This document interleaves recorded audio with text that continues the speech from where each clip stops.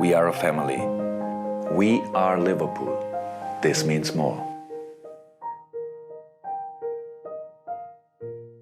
결론부터 말하고 시작합시다. 수비맨디는 리버풀로의 이적을 결정하려 했다가 막바지에 잔류를 선택하며 리버풀과의 협상은 최종 결렬되었습니다. 그간 빅클럽들의 관심은 완고히 거절, 리버풀의 관심은 진지하게 받으며 실제로 거의 딜 완료까지 접근했던 선수였는데 참 아쉽게 되었습니다. 현재 자세한 내막이 나오진 않아 왜 수비맨디가 소시에다드 잔류를 선택한지는 알 수 없지만 추측하기로는 완전한 대체자 영입 없이 나가는 행동에 대한 걱정, 평생 몸담아온 소시에다드에 대한 애정이 크지 않을까 생각하고 있습니다. 리버풀 팬인 우리 입장에서는 아쉽고 화가 날 수 있는 부분이지만 한편 리버풀 선수로 대입해보면 이해할 만한 선택이기도 하죠. 기분은 나쁘지만. 그래서 오늘은 수비맨디 영입 실패로 굴러가고 있는 스노우볼, 리버풀의 여름 이적 시장, 그리고 6번 계획에 대해 가볍게 살펴보도록 하겠습니다. 영입 개조? 한국 시간으로 새벽 5시 리버풀 1티어 기자인 폴 조이스를 비롯해 로마노, 온스테인까지 연달아 소식을 터뜨렸습니다. 수비맨디 잔류 선언. 온스테인의 말에 따르면 리버풀은 수비맨디를 놓치게 되면서 다가올 시즌을 대비한 6번 미드필더 영입은 없을 것이다. 향후 플랜 B조차도 없을 것이라는 말이 나왔습니다. 하지만 여러분들도 잘 아시다시피 리버풀 영입 방출 관련 이야기는 완전히 믿을 수는 없습니다. 애초에 외부로 소스가 흘러나오면서 서서히 관심을 가지다가 영입으로 마무리 짓는 게 아니라 거의 모든 일 처리가 된 상황에서 외부에 흘러나오는 경우가 많아서 지금 수비맨디 딜이 폭발해버린 것조차도 단장 리차드 휴즈는 며칠 전에 알고 있었을 수도 있습니다. 심지어 선수 판매 방출 관련해서도 별다른 말이 없다가 쓱 하고 발표해버리죠. 자연스럽게 우리가 생각해볼 수 있는 대안은 두 가지. 첫 번째로 원석 찾기 시즌2 남은 기간으로 인해 난이도가 많이 올라갔습니다. 두 번째는 내부적인 더블 피봇 조합 찾기. 자연스럽게 영입과 내부 보완밖에 없습니다. 첫 번째 영입 관련해서 보시면 다른 선수들 중에서도 수비맨디를 최우선시했던 이유는 간단합니다. 슬롯은 더블 피봇을 좁은 형태로 유지하며 기본적으로 쇼패스, 원터치를 통해 공간을 풀어낼 수 있는 6번을 원했습니다. 좁은 공간에서 원터치로 공간을 만들어내고 패스라인을 만들어낸다는 것은 미드필더의 여러 요소 중에서도 패스, 오프더블, 탈압박 세 가지 요소에서 높은 이해도를 가지고 있다는 것을 의미하겠죠. 애초에 수비맨디의 디펜스 능력이 특출나다고 얘기할 수는 없는 터라 슬롯이 찾고 있던 6번은 수비가 최우선이라기보다도 빌드업 능력에 대한 평가가 좋아야만 합니다. 즉 박투박 유형의 6번 미드필더를 찾는 것보다는 더 낮은 지점에서 포백 보호와 빌드업 가담을 할 수 있는 선수를 선호하고 있다. 더 디테일하게 볼 수도 있지만 이 정도 가벼운 키워드를 생각한 채 지난번에 찾아둔 미드필더들을 보시죠. 일명 리버풀의 나이 제한 150경기 출전을 통과한 최종 7인입니다. 하지만 여기서도 우가르테, 히울만, 플로렌티노, 루이스는 퍼포먼스적인 이유와 빌드업 능력이 특출난 타입에 가깝다 볼 수 없기에 제외. 기마랑이스, 수비맨디, 비퍼르, 야늘테에서도 수비맨디, 비퍼르는 잔류와 이적을 이유로 제외. 이런저런 이유를 따지면 기마랑이스 정도인데 기마랑이스의 몸값, 연령대, 플레이 스타일을 고려한다면 내부적인 평가를 통과할 수 있을지 의문입니다. 현재 급하다 보니 기마랑이스라는 이름이 보이긴 해도 97년생으로 27살, 롱런하는 케이스가 적은 브라질 출신, 희생하는 유형의 선수가 아닌 본인이 볼을 소유하며 직접적인 메이킹을 선호하는 유형, 정말 높은 이적료, 현재 약 16만 파운드의 주급, 20만 파운드라는 얘기도 있습니다. 여러모로 리버풀이 데려올 만한 프로필이 절대 아님을 알 수 있습니다. 따라서 혹시라도 찾게 된다면 중앙 미드필더 라인까지 모두 가능성을 열어보며 6번 계열로 개조시킬 만한 유형까지 포함시켜야 할 것 같습니다. 하지만 리버풀 체급에 어울리며 곧바로 스타팅에 포함될 만한 퍼포먼스를 가진 선수가 현 이적 시장에 남아있을지는 의문입니다. 그럴 거면 진작에 데려왔겠죠. 두 번째로 내부적인 해결. 아주 현실적인 선택지이며 본래 수비맨디 언급이 되지 않던 상황에서 모두가 생각하고 있던 해결책입니다. 프리시즌 구성했던 더블 피봇 조합을 모두 보시죠. 레알 베티스 경기에서는 엔도와 존스, 아스날 경기에서는 소보슬라이와 존스, 맨유전에서는 존스와 그라벤베르, 세비야전에서는 메갈리스터와 그라벤베르, 라스팔마스전에서는 엔도와 존스, 커티스 존스 4번, 그라벤베르 2번, 엔도 2번, 소보슬라이 1번. 개막전을 앞두고 열린 세비야 경기에서 나온 조합은 알리스터와 그라벤베르였습니다. 아르네 슬롯은 경기 후 인터뷰에서 현재 나온 더블 피봇 조합이 꼭 개막전까지 이어지진 않을 것이다 라고 말하긴 했으나 왼쪽에는 메갈리스터 고정, 오른쪽에 누가 나서는지 그 여부가 중요할 겁니다. 현재 선수 조합에서는 그라벤베르를 선택하게 될 확률이 가장 높아 보이며 만약 리버풀이 영입 없이 내부적인 해결을 하게 된다면 433 기준 3미드 구성은 메갈리스터, 그라벤베르, 소보슬라이, 변형 로테이션까지 가능한 조합을 꺼내들 것으로 보입니다. 3미드를 기준으로 미드필더들을 나열해 봅시다. 메갈리스터, 그라벤베르, 소보슬라이, 커티스 존스, 엔도, 엘리엇, 요니, 바세티치, 아놀드. 바세티치 바세티치를 임대 보내겠다는 제임스 피어스의 언급이 그대로 이뤄진다면 시즌 중간 아놀드의 온전한 피벗 포지션 출전 혹은 소보슬라이의 피벗 포지션 출전도 꽤 많이 볼 수 있을 것 같습니다. 일부 불안한 느낌도 없지 않아 존재하지만 또 한편으로 수비밴드급의 선수를 영입하며 뎁스를 채웠다면 주전급 선수들이 너무 많아서 존스나 그라벤베르의 출전 배분이 어려웠지 않을까 싶은 생각도 있습니다. 현재 흘러나오는 바세티치 임대가 실제로 이뤄진다면 무조건적으로 아놀드의 피벗 변화도 충분히 가능성이 있습니다. 말도 안 되는 얘기처럼 들리실 수도 있겠지만 아놀드가 피벗으로 출전하는 빈도를 높일 수 있는 이유는 조 고메즈의 존재 덕분입니다. 수비맨디로 많이들 화나셨겠지만 순차적으로 잘 생각해 봅시다. 리버풀은 애초에 이번 여름 1순위로 수비맨디를 콕 집고 모든 시간을 할애한 것은 아니다. 7월 중순 수비맨디가 리버풀을 선호한다는 소스를 듣고 리차드 휴즈가 접근했다. 개인 협상만 남았다는 얘기가 언급된 것은 8월 초. 그 기점에서부터 일주일 동안 수비맨디의 결정을 기다렸다. 수비맨디에게 접근한 시기는 7월 중순에 해당됩니다. 이는 유로가 종료되고 접근했다는 것을 의미하며 리버풀이 찾던 6번 매물 중에서 유로 대회에 참가하지 않았다거나 토너먼트에서 일찍 탈락한 선수들에 대해서는 큰 관심을 보이지 않았을 확률이 높다는 것을 의미하죠. 수비맨디 또한 개인 협상에 대해 긍정적인 분위기였을 뿐 무조건적으로 영입될 것이라 생각하면서 시즌 구성을 한 것이 아니기 때문에 아르네 슬롯이 생각하는 더블 피벗 구성에서는 수비맨디가 빠져있는 상황에서의 시즌 운영을 모색했을 겁니다. 더불어 애초에 수비맨디가 시즌 개막을 앞두고 합류하더라도 훈련 적응, 전술 적응하는 데 있어 오래 걸리지 않을 거라 판단했으니 이 선수를 노린 것이지 아마 다른 프로필의 6번 미드필더는 전술 적응도를 문제로 현재 고려하지 않고 있을 확률이 더 높긴 합니다. 그럼 여기서 우리가 추측해봐야 하는 내용은 수비맨디 영입 실패 시 고려하고 있던 다른 옵션은 무엇이었을까? 알렉산더 아놀드. 전술적인 파트에서 이미 인버티드 풀백 역할을 통해 피벗 포지션을 뛰었던 아놀드를 두고 피벗이 불가능하다 말하는 것은 설득력이 없습니다. 오히려 조 고메즈가 있는 덕에 아놀드가 온전한 피벗 활용이 가능하다는 주장이 설득력이 있죠. 리버풀의 후방 라인업을 고려하며 장차 왼발 센터백을 데려온다는 가정하에 고메즈가 출전할 수 있는 자리는 우센백과 라이트백밖에 없습니다. 하지만 센터백 자리는 코나테를 밀어내기엔 부족한 퍼포먼스, 그렇다고 콴사의 성장을 막는 것도 말이 안 되기 때문에 고메즈는 이미 센터백 포지션에서 1, 2순위로 거론되기 어렵습니다. 그렇다면 라이트백, 아놀드, 고메즈, 브래들리. 아놀드가 풀백 포지션에서 소화해버리는 순간 고메즈는 최대 2순위로 분류됩니다. 심지어 브래들리 경험치까지 고려하면 고메즈의 출전 보장을 장담할 수가 없죠. 우리 마음속에 고메즈는 유틸리티 수비수로 여기저기 포지션 소화를 해주었으면 하지만 현재 고메즈는 과거처럼 로테이션 멤버로 분류되길 원치 않고 있습니다. 확실한 출전 보장, 핵심 멤버로 분류되길 원하고 있죠. 스쿼드 운영 측면에서 슬롯이 고메즈에게 줄 수 있는 자리는 라이트백 혹은 피봇밖에 없습니다. 하지만 피봇 자리를 소화한다 해도 핵심 멤버로 메갈리스터 조고메즈, 이 더블 피봇 형태를 1순위로 넣을 수 있을까요? 결국 조고메즈의 말도 안 되는 퍼포먼스 성장과 함께 새로운 면을 찾는 게 아니라면 아놀드의 피봇 활용 빈도를 높이면서 고메즈는 라이트백 포지션에서 핵심 선수로 분류해야만 합니다. 뭔가 이 내용을 생각하다 보니까 조고메즈의 뉴캐슬 이적도 내부적으로 고려할 만했죠. 브래들리의 성장을 원한다? 조고메즈는 판매해야 합니다. 아놀드의 피봇 전환을 원한다? 조고메즈는 라이트백에서 1순위 고정으로 출전해야 합니다. 만약 수비밴드가 영입되었더라면 리버풀은 조고메즈의 판매를 고려했을 확률도 매우 높았을 겁니다. 아놀드를 라이트백으로 활용하게 되면 결국 고메즈는 1순위 핵심 선수로 분류되지 못하며 출전 빈도가 줄어들 수밖에 없기 때문이죠. 지금도 사실 1순위로 올라가긴 어렵습니다. 따라서 여러 상황을 고려했을 때 아르네 슬롯이 영입을 선택하지 않는다 하면 아놀드의 피봇 활용도는 올라갈 수밖에 없다. 혹은 조고메즈를 피봇 옵션으로 활용할 수도 있다. 이는 풍부한 라이트백 포지션에서의 뎁스 덕분입니다. 앞으로의 상황, 리차드 휴즈의 고민은 깊어질 것으로 보입니다. 첫 번째로 6번 포지션 보강, 두 번째로 왼발 센터백, 오른쪽 윙포워드 보강, 세 번째로 핵심 자원들의 재계약, 네 번째로 잉여 자원 매각, 방대한 스쿼드 안에서 임대 이적, 완전 이적을 통한 수익을 만들어내야 하며 반다이크, 아놀드, 살라의 재계약 여부와 관련해서도 마무리 지어야 합니다. 거기다가 난이도 높은 6번 포지션, 왼발 센터백 영입까지 현실적으로 2주 반가량 남은 이적 시장 상황을 고려했을 때 오른쪽 윙포워드 영입은 하지 않더라도 왼발 센터백을 찾아내고 잉여 자원들을 판매하며 구단 수익을 만들어내면 괜찮을 것 같습니다. 앞서 말한 대로 조고메즈를 라이트백으로 분류하여 아놀드를 피봇 포지션에서 활용한다 가정했을 때 왼발 센터백만 어떻게든 데려오게 되면 후방 라인업에서 완전한 더블 스쿼드를 운영할 수 있게 됩니다. 로버트슨, 반다이크, 코나테, 고메즈, 치미카스, 영입생, 콴사, 브래들리, 저기다가 아놀드까지 우플백으로 출전이 가능하니까 고메즈의 센터백 활용도 포함되면 후방 라인업 구성이 끝납니다. 앞으로 남은 이적 시장 기간 동안 부디 왼발 센터백만은 찾아내었으면 하는 바람이 있습니다. 좀 어렵지만 말이죠. 제가 리버풀 인스타를 만들었습니다. 간단한 소식에서부터 향후 리버풀 팬들 간의 만남까지 진행해볼 예정이니 많은 팔로우 부탁드리겠습니다. 그럼